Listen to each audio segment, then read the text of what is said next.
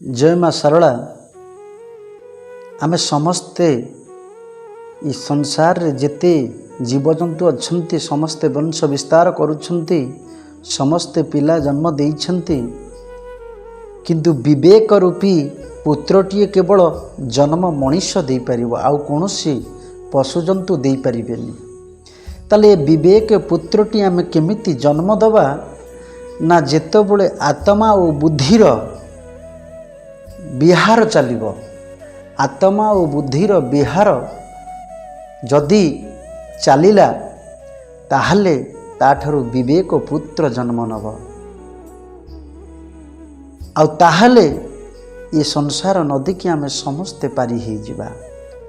जदि आत्मा सहित बुद्धिर किति सामंजस्य न रहे ताहले ये संसारी रूपी नदी रे ये जीव बुड़ी मरिबटा थय। जहा घरे विवेक रूपी पुत्र जन्म नहेब से संसार रूपी नदी रे बुड़ी मरिब। सेथिपाई तो भागवत रे सुंदर कथा अछि।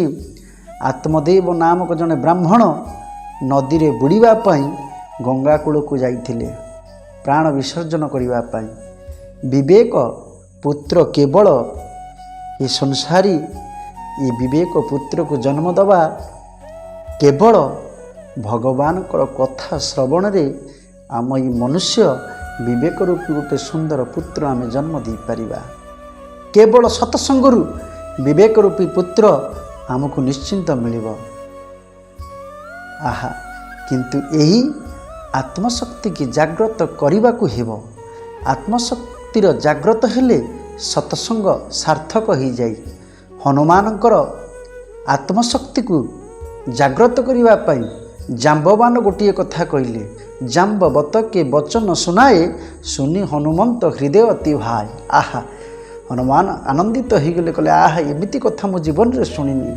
जदि सत्संग प्रभाव रे ये मनुष्य बार बार आसे ताले निश्चिंत सठ सुदर ही सत्संगति पाई पारस परस खुदा तो सुवाई।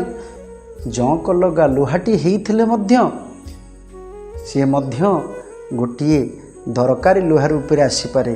तेणुकरी आमे बार बार सत्संग कले आम भितर विवेक रूपी पुत्र जन्म हब, यह निराट सत्य। जय माँ सरला।